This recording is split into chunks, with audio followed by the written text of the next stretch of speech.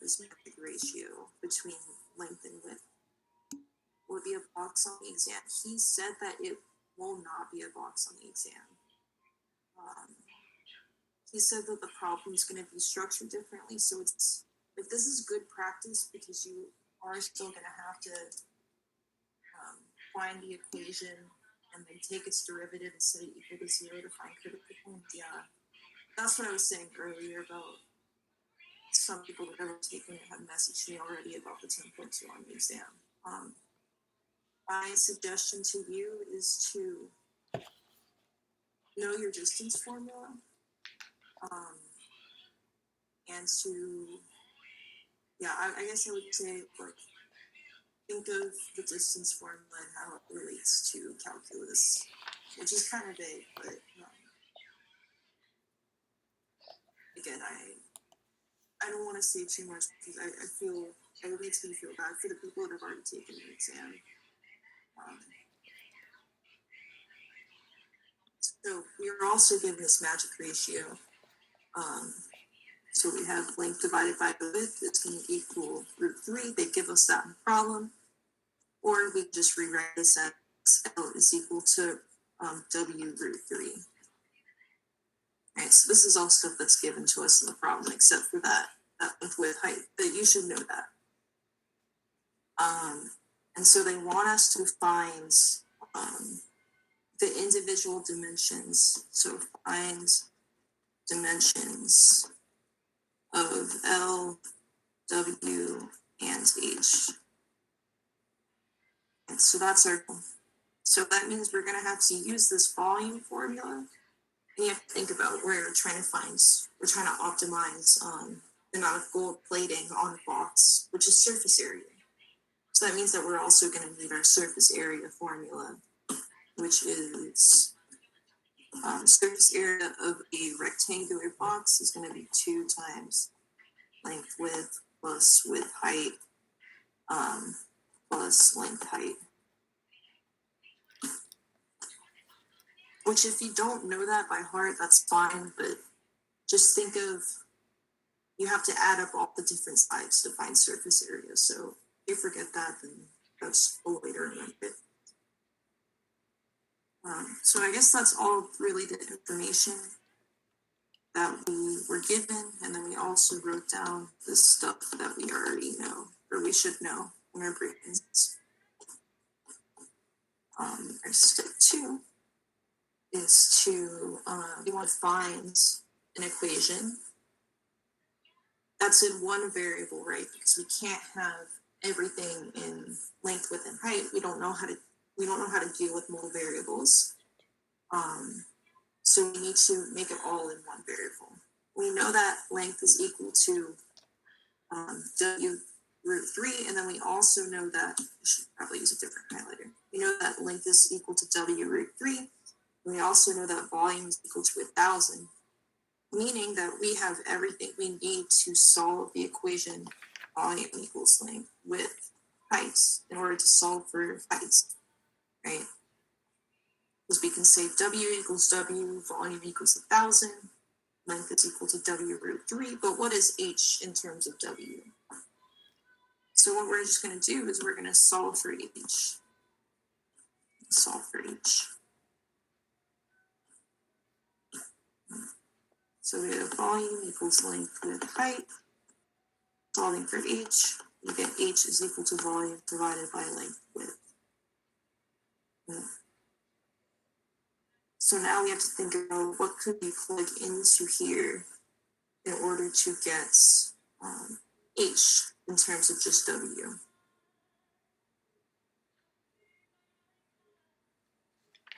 Which all we'd have to do is just plug in V equals 1,000, and then also length is equal to √3W. Okay. From there we can get H is equal to 1,000 divided by W squared times √3. I guess we can simplify that a little further by getting 1 over W squared times 1,000 over √3, just so we have the constants by itself.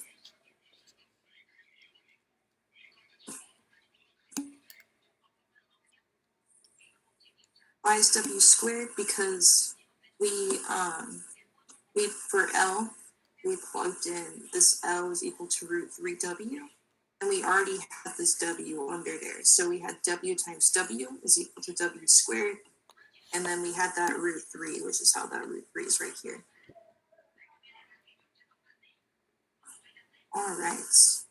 So now you just want to, now we solved for H, we have everything in terms of W. Okay.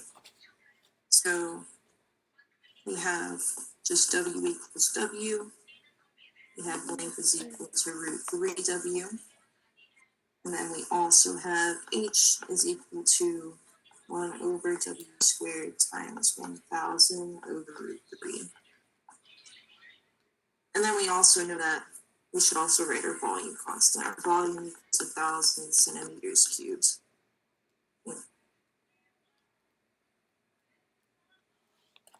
So now let's write down our surface area formula, right? Because that's what we're solving for. We're solving for a surface area of gold plating. And so we know our surface area is equal to 2 length width, length height plus width height. And I'm just going to go ahead and distribute that 2 everywhere. So we're going to have 2 length width plus 2 length height plus 2 width height. And now we're just going to substitute in these values that we see. All right, so we're going to get surface area equals 2. Our length is equal to root 3W because we want everything in terms of W, plus 2 times our length again is root 3W. So we have root 3 times W times our height, which is 1,000 root 3 over root 3 times 1 over W squared. And then in our last one, we have width and height. So we're going to have W, because W just stays the same. I forgot something I just realized. I forgot our W in this one. Yeah, that's what I just realized, Gabriel. The first one's W squared. I wrote down our length value, but forgot to multiply by that W. That was already there. So that was my mistake. But yes, you're correct. And plus we're gonna have 2W times our H, which is going to be 1,000 over root 3 times 1 over W squared. And then from here, we gotta simplify. So we see our whole function is in terms of W. So we're just gonna write parentheses W because that's our function. Our surface area is a function of W. It just makes it a little clear that that's the variable that we're using. So our first term is going to be 2 root 3 W squared plus, and then we see that we have a root 3 up top and in the denominator. So those two are going to cancel out. We're going to multiply that 2 by the 1,000 to get 2,000. And then we see we also have a W right there and then a W squared right there. So that means that this W is going to cancel out with one of those powers. So we're going to have 2,000 divided by root 3 times 1 over W plus, and then our next term, we're going to multiply that 2 by the 1,000. So we get 2,000 over root 3.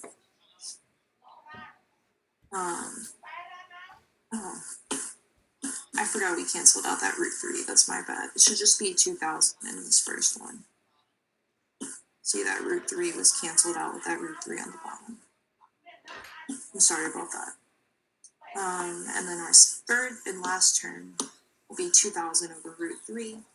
And then we see that W up top cancels out with one of the W's in the denominator. So we're left with it multiplying 1 over 2. And then we're going to do one last thing. We are going to factor out this 1 over W, right? So we have just a constant being added together, multiplying by 1 over W. So we only have to deal with 2 different terms. So Surface area as a function of W is going to be 2 root 3 times W squared plus 1 over W times 2,000 plus 2,000 over root 3.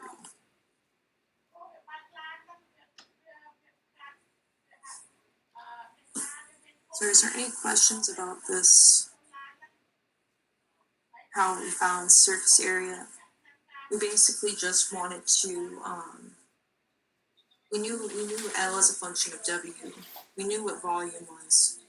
So we had to initially find H as a function of W and then plugged everything in. So we had surface area just in terms of W.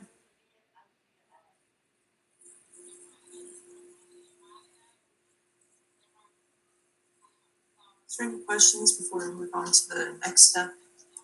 So our next step should look very familiar, and you should have to do on all of these problems is you have to take the derivative. And so that's our next step, is we just take the derivative. That's our step 3, and you will have to do this at some point in both of these problems. You're going to have to take the derivative, and you're going to have to set it equal to 0. Okay, so our step 3 is to find surface area prime of W. Okay. So again, our surface area of W is 2 root 3 W squared plus 1 over W times 2,000 plus 2,000 over root 3. It'll probably be better to rewrite that 1 over W as W to the negative first power, so I'll just do that. Does that make sense why I'm rewriting it as W to the negative first power?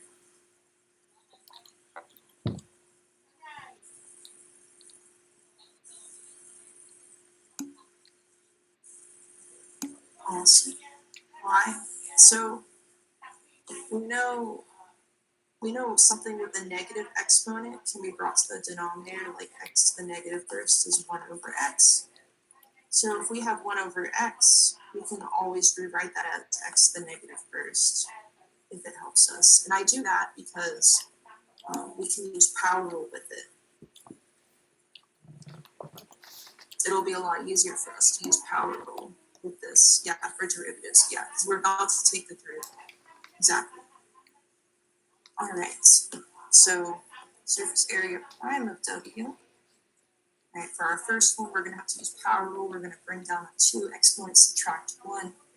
So we get 4 root 3 times the W plus, and then we also have to bring down that negative 1 power. So we're going to get negative W, and then subtract 1 from the exponent. So it's going to be raised to the negative 2 power.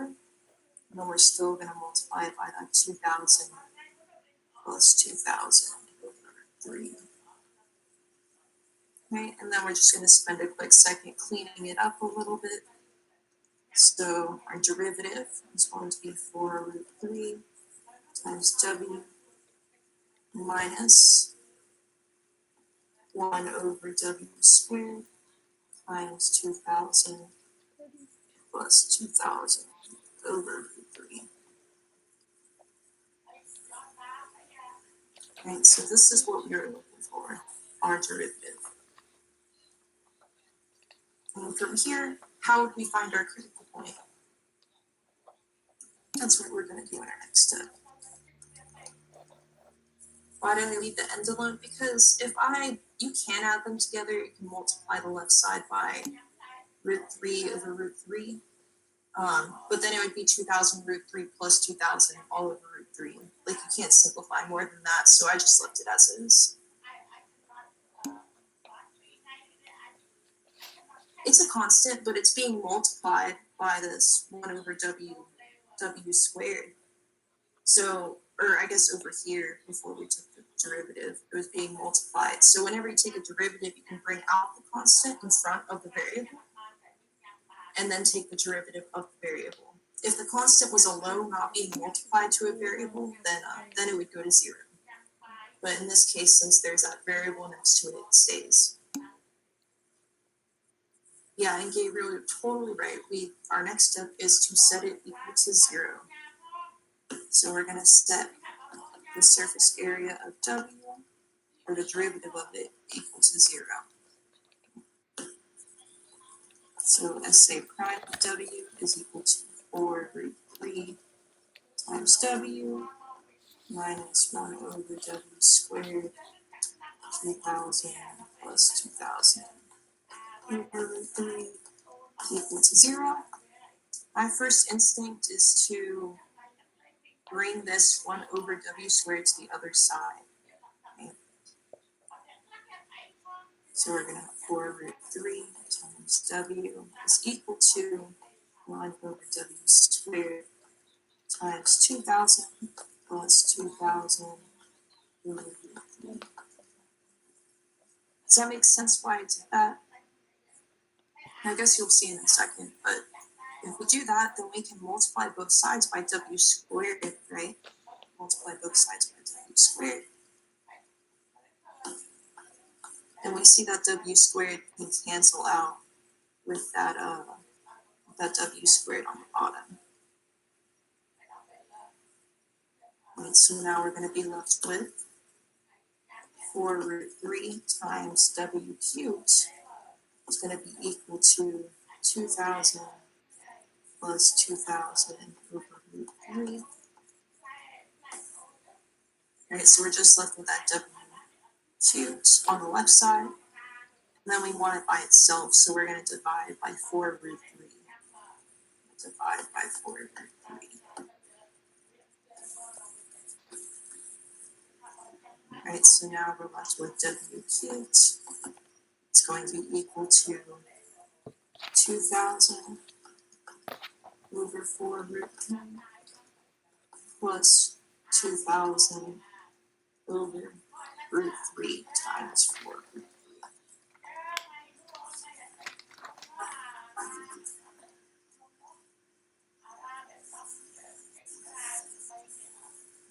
Does that make sense from this step to this step?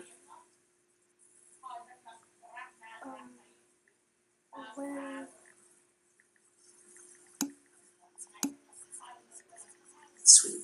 All right, so now we can still simplify that denominator a little bit, but what we're going to do is we're going to raise everything to the 1/3 power, right? Because we want to cancel out that 3 right there to get W by itself, because that's what we're looking for. We're looking for W, L, and H, the values of those 3 by itself. So since we know that the 1/3 power will cancel out that 3 exponent, we can bring everything to the 1/3 power.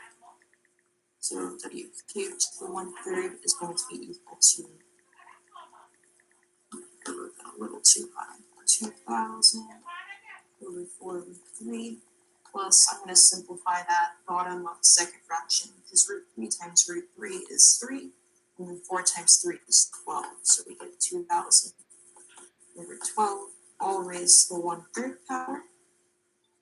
And so that's exactly what W is equal to, is this. And then you just plug this into your calculator and see what you get. And you want to write it down to the very last decimal that your calculator shows. I think my calculator only does 9 decimals, so 9 decimals should be fine. But please write down those 9 decimals for this problem. So plug that into your calculator. Yeah, we could do that.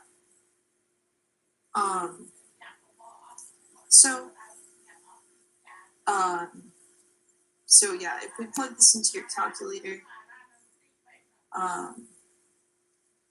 it's going to be equal to 329,714.8 centimeters. So remember, we're doing this in centimeters squared, or centimeters cubed, sorry. So each one of these terms is going to have 1 centimeter. So this is part of the solution, right? So we know our W, we just need to find our length and height.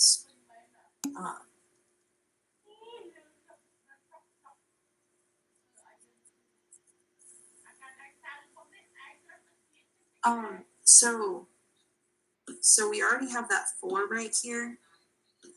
So we have 4 square root 3 times square root 3. We know square root 3 is 3 to the 1/2 power. So we have 4 to the 1/2 power times 3 to the 1/2 power. And you know if stuff have different bases or the same base, you can add their exponents together. So we get 4 times 3 to the 1/2 plus 1/2 to get 4 times 3, which is just equal to 12. So any two roots that are the same, like if they're the roots, like if they're square roots and they have the same number in them, multiplying them together will just get you the number that's inside every time. Does that make sense, Gabriel? Awesome. You just got 10 points for that equation. Let me plug it into my calculator again. I'm pretty sure I did this, or I know I did this, so I guess let me double check myself. 2000. Did you raise it to the 1/3 power? Or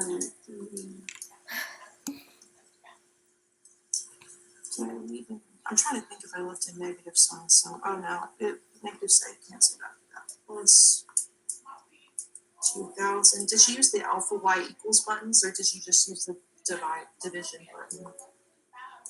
Because sometimes that messes it up. Division, use the alpha y equals button, because when I used the alpha y equals, I got 7.693297.148. So I just plugged into my calculator and I just got the same thing that I have written. So use the alpha y equals button for fractions.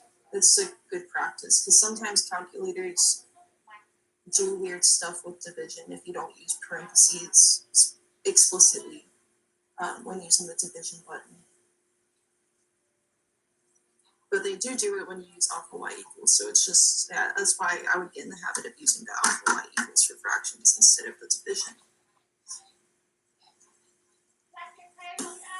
But our last step, or step 5, is we want to solve for h and L.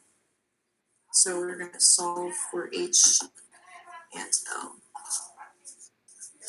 All right, so we know our L is equal to root 3w. And we know what w is, so that means we can find L. All we gotta do is multiply the w you just solved for in your calculator by root 3. So all I would do is just hit your multiply button and it should pop up the answer button in your calculator of your previous answer, and then just multiply it by root 3. And you should get 13.325 with some decimals. So if we do that using our w from up there, our length should be 13.325, 1815 centimeters. All right, and then we know our function for h as well. H is going to be volume divided by length width. We know volume is equal to 1,000. And then we have L and W solved already. We have it right there and up there.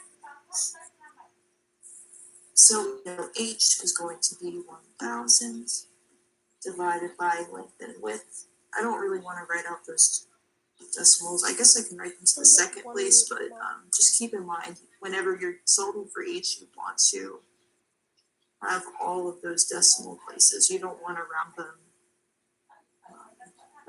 like I'm writing right here, but I guess I'm just writing this so it's a little clearer what I'm doing. So using that, they have it, Jim Miller. What I would recommend you do, use the alpha y equals button, put 1,000 on the top, go up to your W. Usually you can press enter and it should bring it down to the denominator for you if that's where your cursor was last hovered.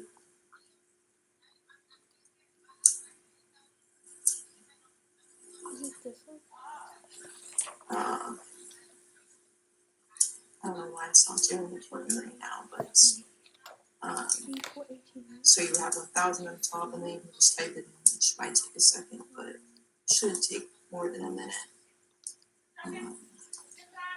Oh, okay, so by 1 mile. And you multiply it by your length that we just solved for, which is 13.3251815. Now you should get 9.75. So it'll be very top 9.75 709 905 centimeters. And so after you write them down to all these decimal places, he wants you to write them or round them to the second decimal place, which then you should get W is equal to 13.33. Length is equal to, sorry, that's first one is length, my bad. Length is equal to 13.33. W is equal to 7.69. Don't forget the centimeters.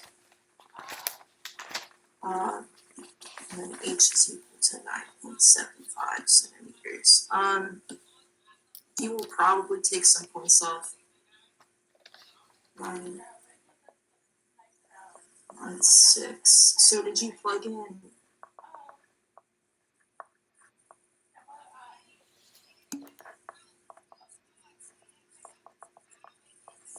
9651? Honestly, I have no clue.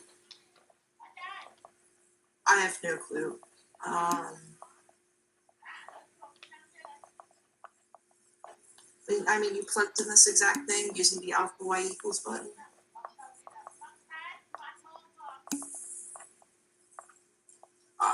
I wish I had something I could tell you. I genuinely don't know. Maybe borrow a calculator for a friend for this exam.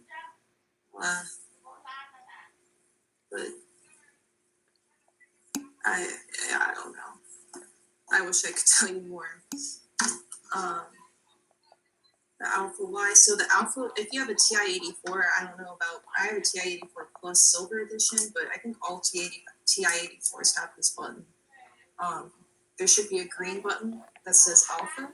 So you would press that button, and it should be at like the top left under the second button. So you press alpha, and then you press the y equals button, which should be that very top where it says y equals Windows trace graph.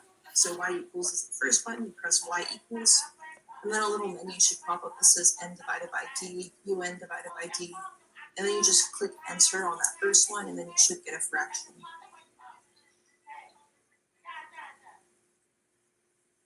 And if you Google your calculator with like how to make a fraction in this calculator, you should be able to find the answer on Google.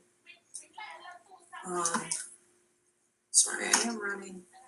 I do, Michelle, I will talk about the distance formula, but I guess would you guys rather me talk about the distance formula, or would you rather me talk about 10.3? Distance. All right. If you don't speak now about 10.3, I'm just going to do distance.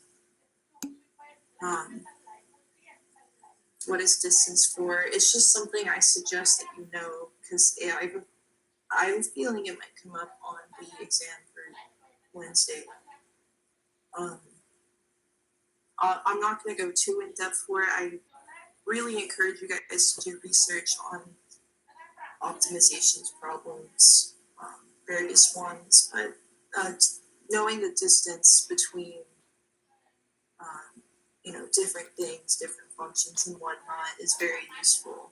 I don't know if you remember in algebra they had us use the distance formula a lot, which is, if you have 2 points, x1, y1, and then x2, y2. I in class, in his one lecture day, he said that 10.2 is not going to be the same structured as 10.2 on practice exam. Yeah, no problem, Emily. But yeah, so we know distance formula is equal to x1 minus x2 squared plus y1 minus y2 squared. Right? And if you're given two functions, right? If you're given two functions, and a lot of times we set our functions like f of x and g of x equal to y, how would you find the distance between those two? Is guess. I just, again, I don't want to talk about it too much, but it's something. I found really good videos out there, so if you need it, please individually message me. But I would very much encourage you guys to Google videos of optimization problems. There's a lot of good YouTube videos out there, is all I'm going to say.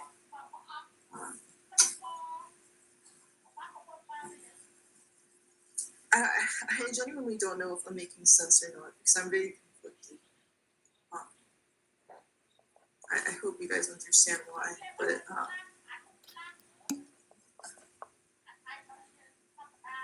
making sense, yeah. So if you're given like two different functions, right, I encourage you guys to set them equal to y and then try and figure it out. And a lot of times this is very applicable because we do this a lot in Calc 2 when you try to find area between two functions. So this is I guess if you think about it, you have two functions and one is always greater than the other. How would you find the distance between the two, right?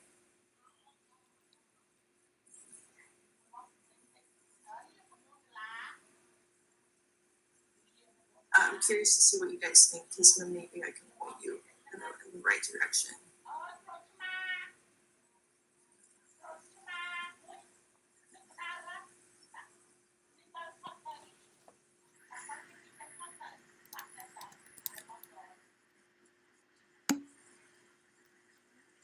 So if you're given two functions, right, and you know one is always greater than the other, how would you find the distance between them?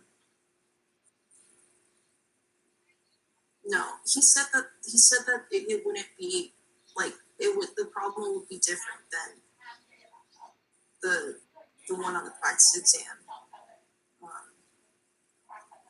He said it would be easier. That is something he said in class. So that's why I'm bringing up distance formula, because it's an easier concept than a kind of the whole process that we just went through.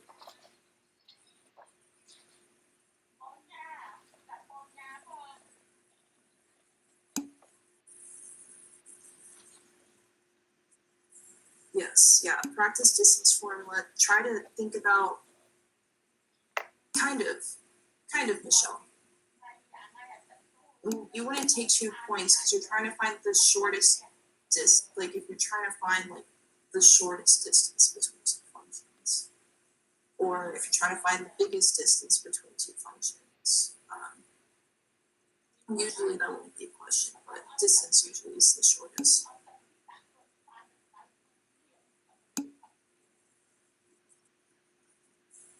Yeah, you can think of it like that. I would encourage you to graph the functions so you can visually see them. I would say that, I mean, if he did put another surface area one like he did on practice exam, I would say maybe it'd be like a sphere. Maybe a sphere or like maybe like a cone or something. Or maybe not surface area of a cone, maybe like a cylinder. I was gonna say sphere because there's only one variable and spheres are often used a lot, but also there's two variables for cones, so if you could give a ratio for that, I guess, not cone, cylinder. Cone would be a little too surface area.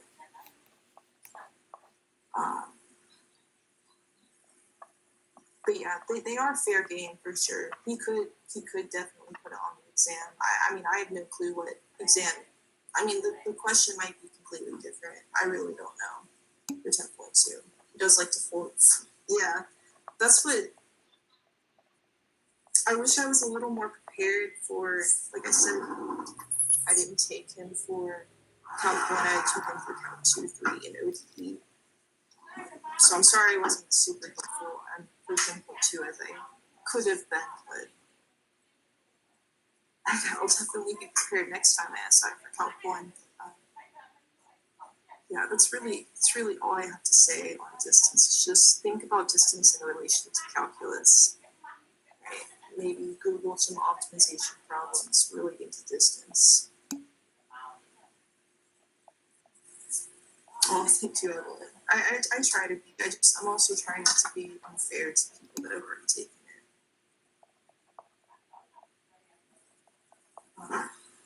Yeah, I guess it's already a little unfair because you guys got the SI session, but I'm trying not to make it more unfair, if that makes sense. But yeah, Google some optimization problems relating to calculus.